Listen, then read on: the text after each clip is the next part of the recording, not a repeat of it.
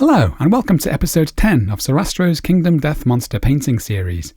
In this video I'll be painting the Dragon King from Adam Poot's Kingdom Death Monster. Whilst painting, I'll be exploring various lighting effects for places like the horns, skin markings and the glowing heart. And I also chose to add a fun spell effect to the ground where the hands and feet have punched through the stone tiles. These are all just optional ideas of course, and I'd encourage you to enjoy putting your own mark on the piece. Finally, do be aware that I'll be going back and forth a bit with some of the colours and ideas, so it's best not to treat this as a strictly linear guide. Let's begin. Assembly of the dragon is pretty straightforward, and as usual I'm using the Tamiya extra thin cement to glue the parts together. The only thing to note is that I initially used white tack to hold the chest in place to allow easier access to the heart later on. I also chose to do the same for the head. I decided to glue the figure to the base as the ground still seems pretty accessible, but depending on how you choose to base yours, it's worth considering whether you want to glue it down now or later.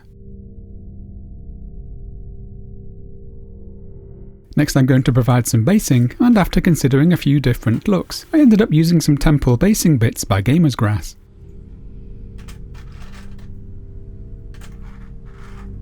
I'm using a combination of whole sections along with smaller individual tiles to build up the flooring.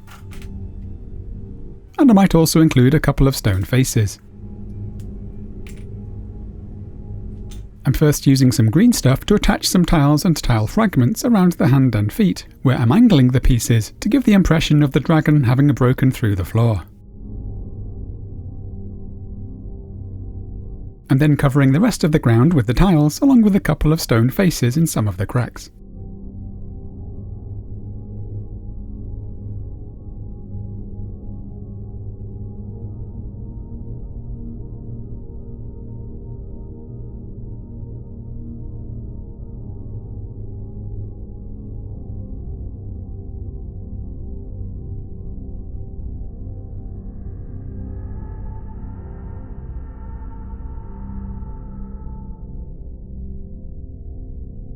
Finally, I'm using some basing paste along with some urban scatter to provide a little texture to any remaining exposed parts of the base.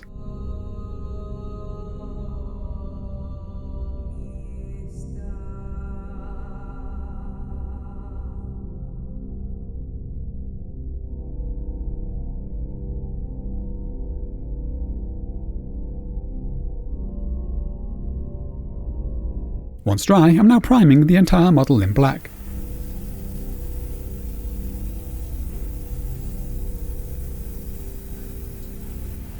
We might need to open up the chest to ensure the heart is properly primed.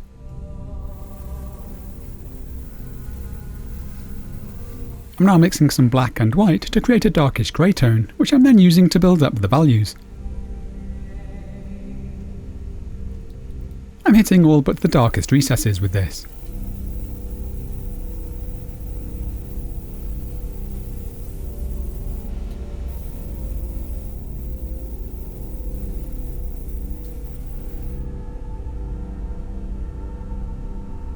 I'm now adding some additional white along with some duck egg green to introduce a subtle luminosity. And I'm applying this from a generally zenithal direction to build up a nice sense of volume.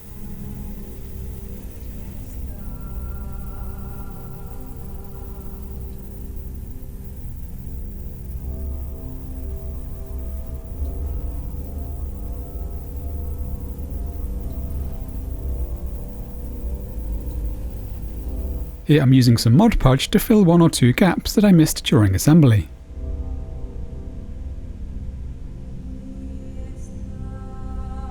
I'm now going lighter still to give the values one final boost.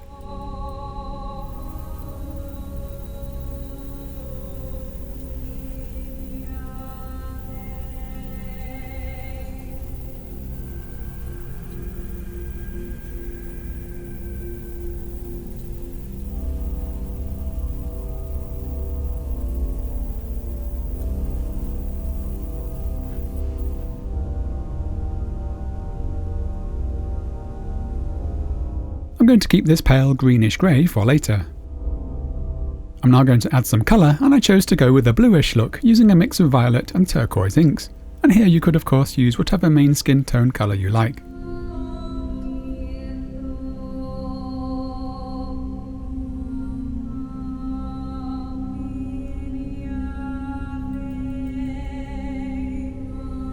I'm starting in the darker areas and want the layers to be thin enough to preserve some of the values, especially in the midtones and highlights.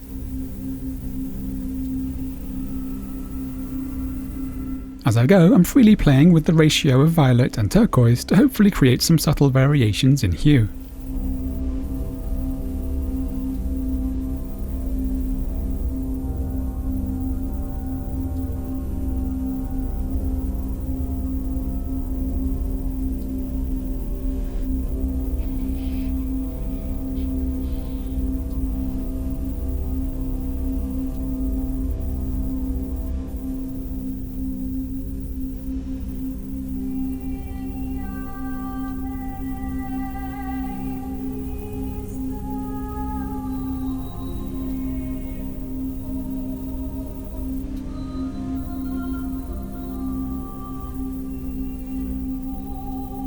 I actually ended up going a little too saturated on the front of the model, so I'll be toning things down with the addition of some black in a while.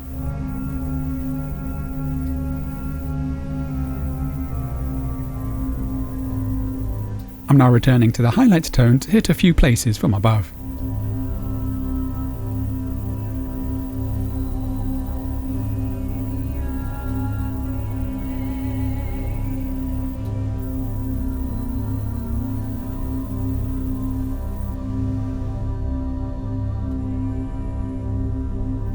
And finally, I'm spraying the heart with pure white.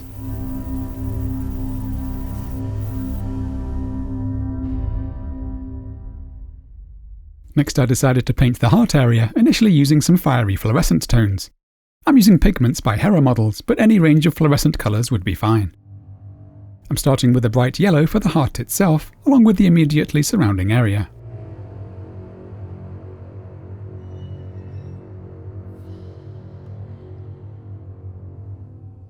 We can then simply begin shifting to the darker, more orange range as we move away from the glowing heart.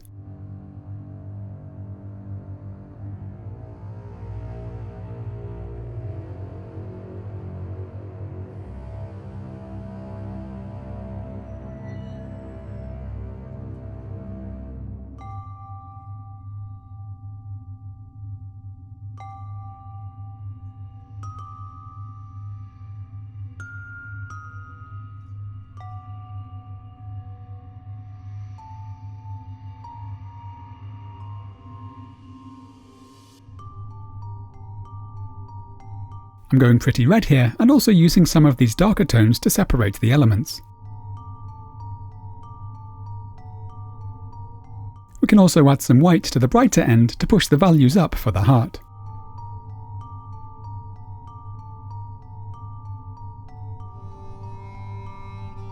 Whilst this does create quite a striking effect, I felt things were looking just a little too bright and not quite hitting the ambience that I'm after. So I'm now switching to some regular acrylic paints, and I'm first mixing a dark grey to create some heavy shadow around the edges.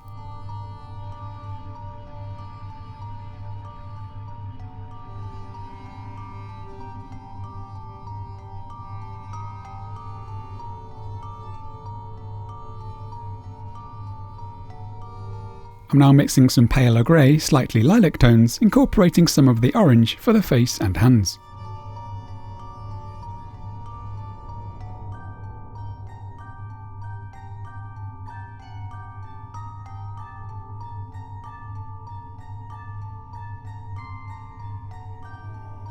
I'm now building up a few highlights, and I also spent some time articulating the eyes with some dark lining.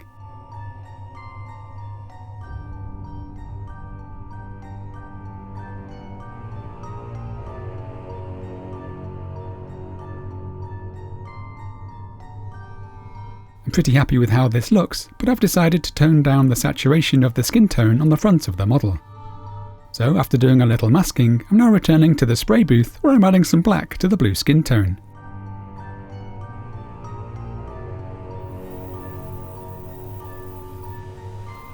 Then pulling the saturation down for the front of the body, the arms, as well as the wings.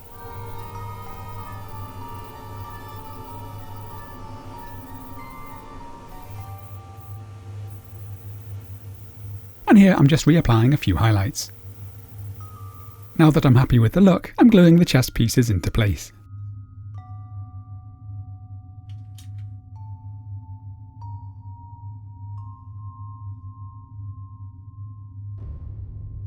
Next I'm going to paint the head, where I'm first using pure white to paint the eyes.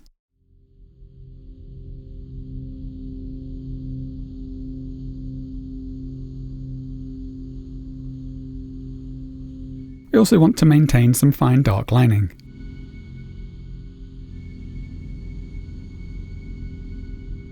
I'm now brushing over some fluorescent yellow.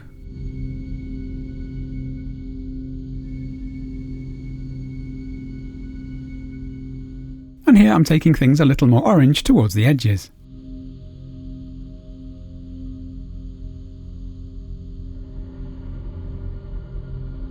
I've also added some white to give a little boost to the centre of each eye.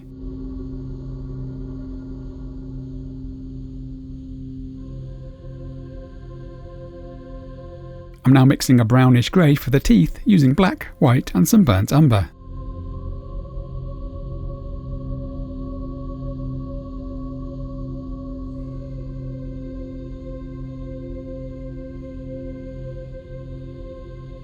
We can then use a black wash to help darken the recesses.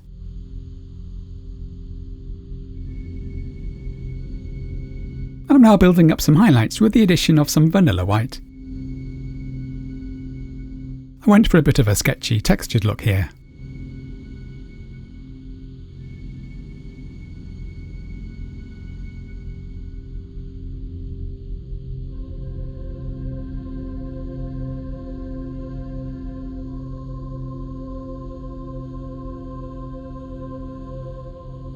I then chose to bring in a little more colour with some thinned yellow ochre.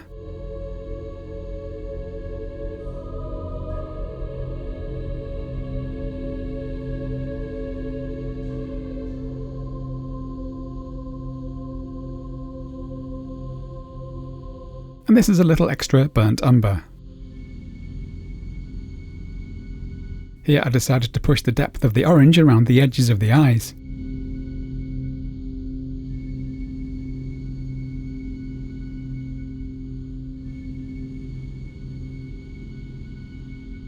And we can go ahead and use the same brownish grayscale for the claws on the chest.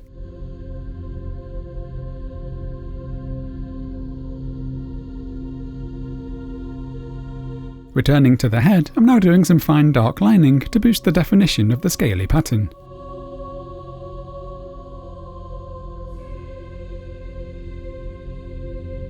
And freely mixing some grey along with some Prussian Blue, Violet and Pastel Green, I'm now adding a few highlights.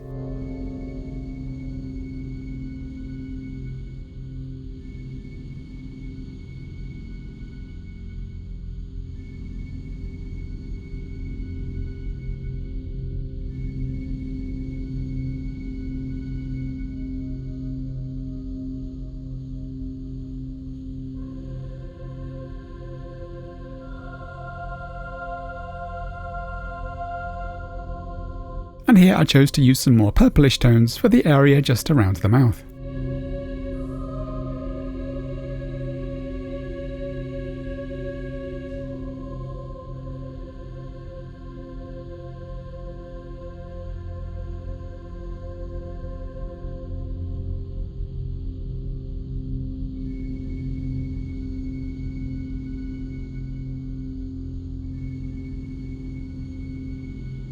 I'm also desaturating some of the orange pigments with a little of the skin tone and using this to add a controlled bit of lighting around the eyes.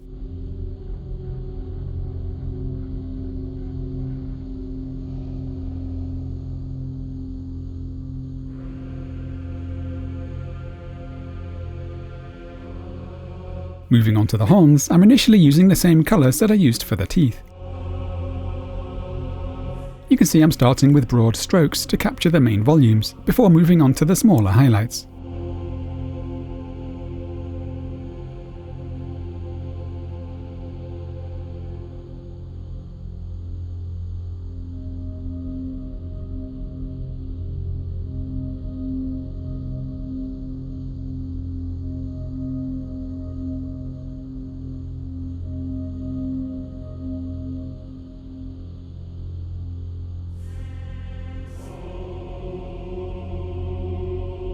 I then decided to spray some of the dark blue skin tone up into the areas of shadow.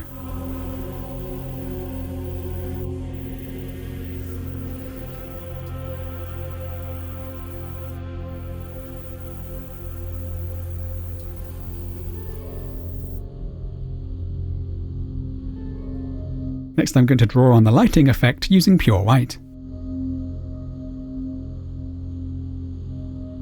I want this to be slightly thicker near the head, then tapering off a little towards the tip of each horn.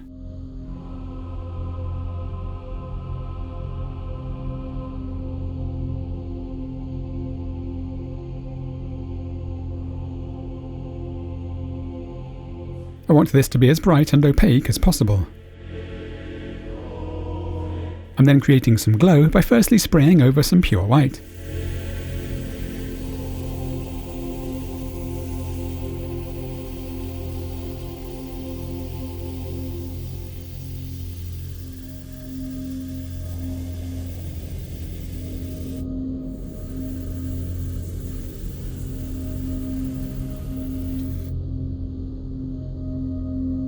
Next I'm going to spray over some orange, thinned here with some airbrush thinner.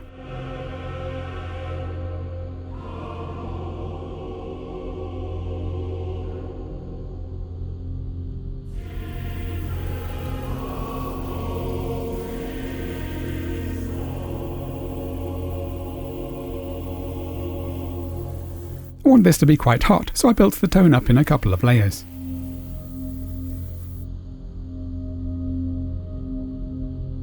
We then need to redraw the white crackle on top.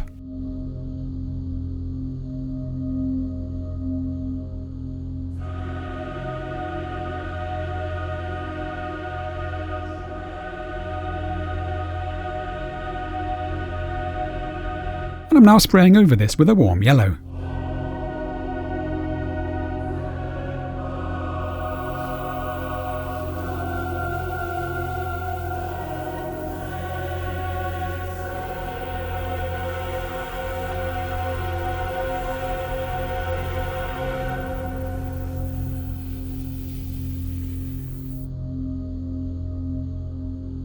I now need to do a little tidying up where I oversprayed the yellow. And we can then add some final highlights and some dark lining until we're happy with the overall look.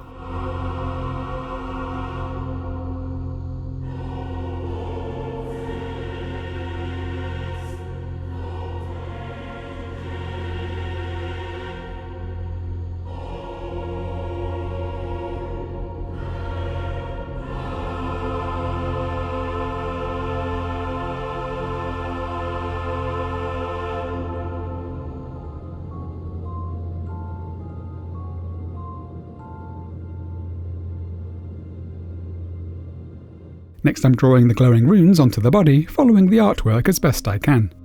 For this kind of work I often like to first use little dots to map things out, then simply join them up.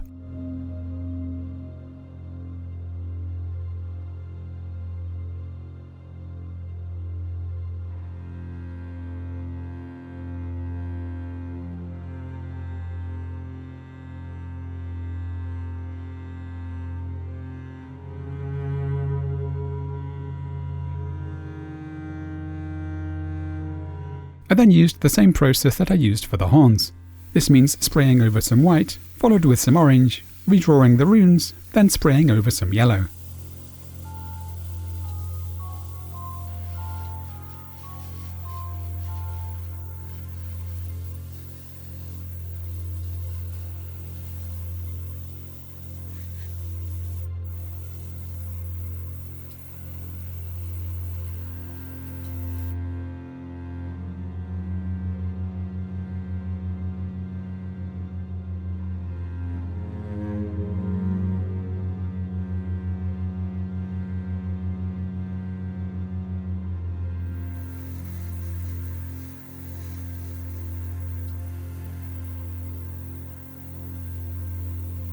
I'm now tidying a few places where the yellow went a little too far. I'm also brushing over some additional orange for a couple of areas to increase the intensity and definition.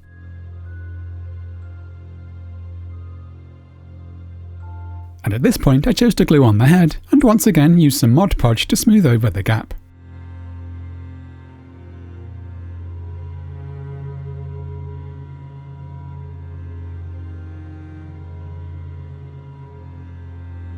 I'm now beginning to pick out the veins and add a few highlights to the skin.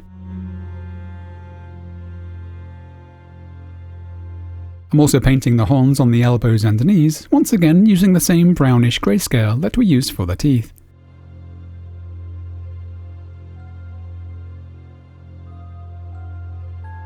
Here I decided I wanted to create a rough gradient, with the tips of the horns turning black.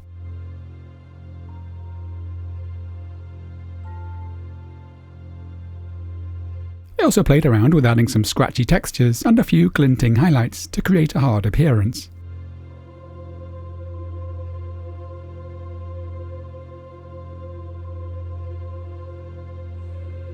I felt that the glowing runes were a little overpowering, so here I'm stippling some skin tone on to shrink down the area of glow.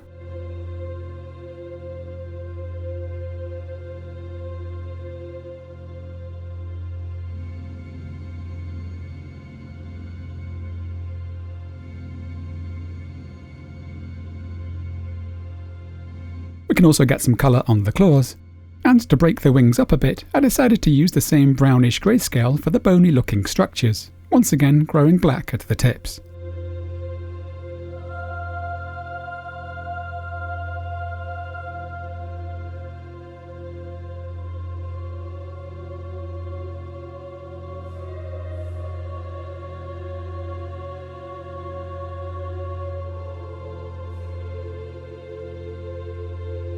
Here I'm adding some dark lining, followed with some additional highlights.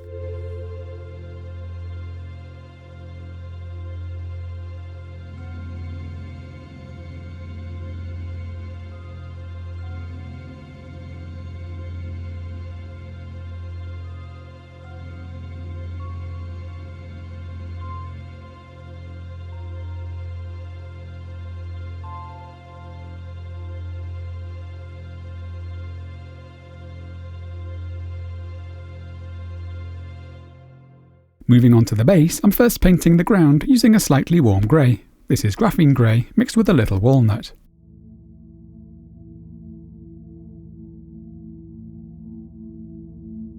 We can then mix in some white and do a little dry brushing, and also apply some shade if you like.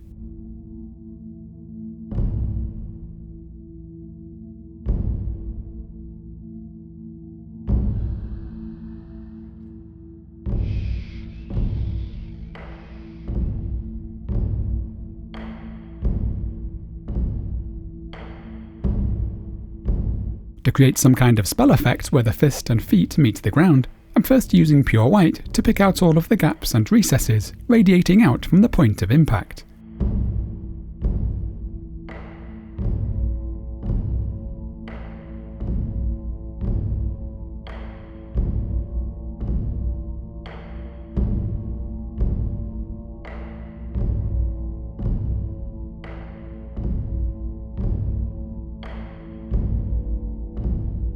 I'm then doing some tidying up with the stone colour.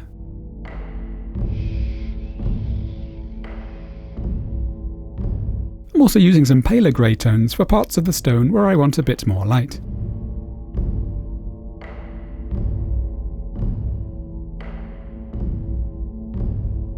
And notice I've also broken up any large patches of white by painting on some stone fragments.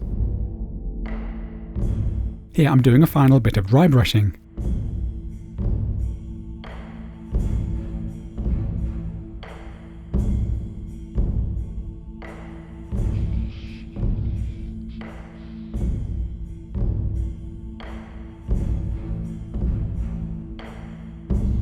I'm now going to mix a pale blue tone using white mixed with some turquoise and some blue.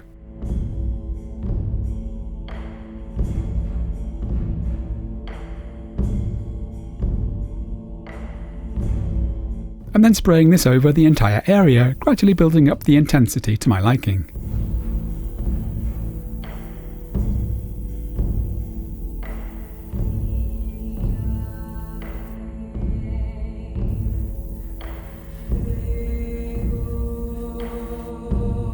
We can also throw some blue light up onto the underside of the dragon.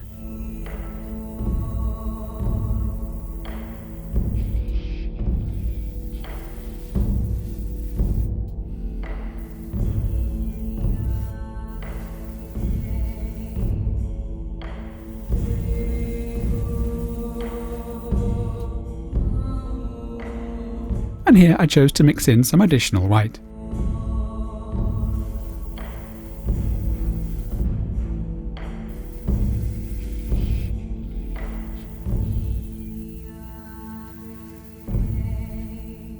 We can also boost the white in one or two places and add some highlights to the claws.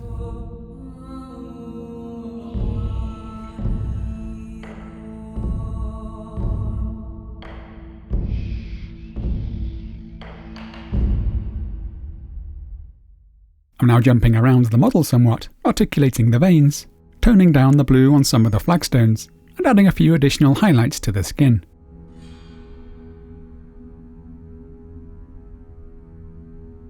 Next I decided to really brighten the veins on the right arm in particular, so that it kind of becomes a part of the spell effect. I also decided to shift the tone a little from a more bluish white near the point of impact to a more lilac tone for the veins elsewhere on the body.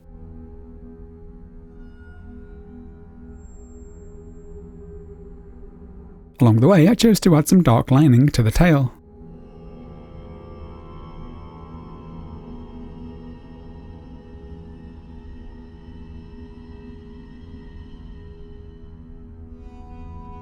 And here I played with adding a few touches of orange to the highlights on the wings to help integrate the overall look of the model.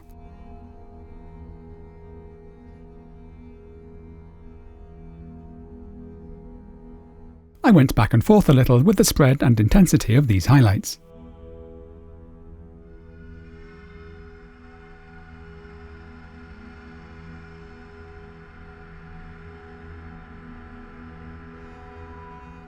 Here I'm adding some quite sharp touches of object source lighting around the chest.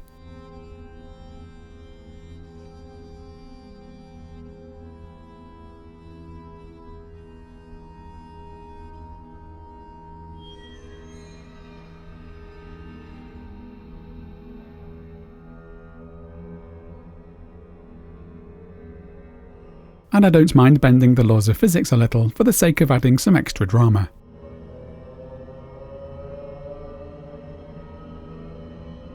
The last main feature I decided to add are some fine veins for the wings, both to create some additional interest and to integrate them visually with the rest of the model. I'm once again shifting from a pale lilac tone towards a more bluish white near the base.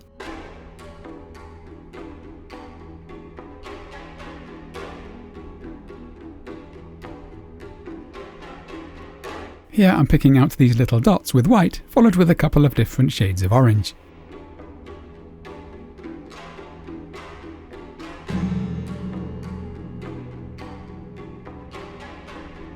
And I also added some dark lining to the veins on the right arm to help draw the eye.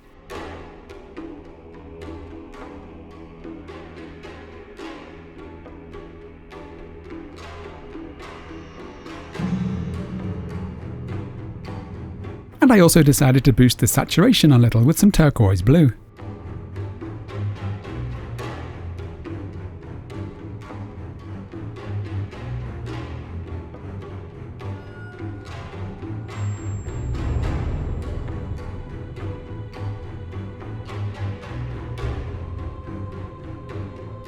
I'm now just going back and forth, adding some additional veins to the wings and pushing one or two highlights elsewhere.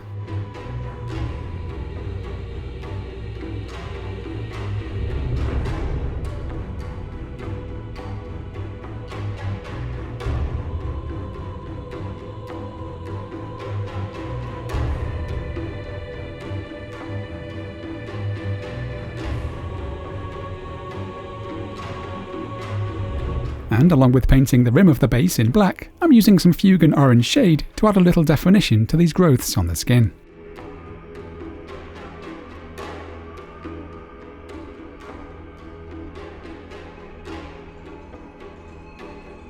And this completes the Dragon King. Thank you for joining me. I do hope you have enjoyed the episode. Please note you can find links to most of the music composed for this series in the video description, along with product lists and links to all of the places I can be found online, such as Facebook and Instagram. My sincerest thanks as always go to my kind patrons for funding this series. If you'd like to help support my work, do please consider hitting the Patreon link and pledge what you can.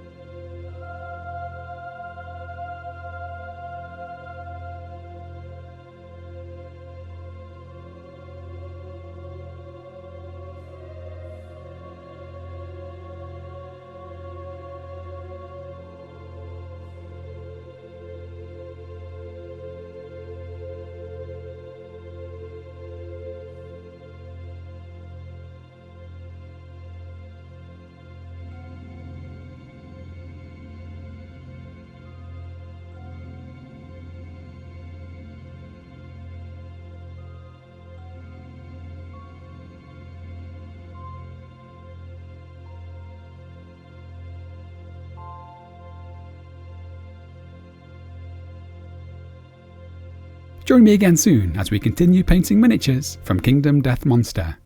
Happy painting!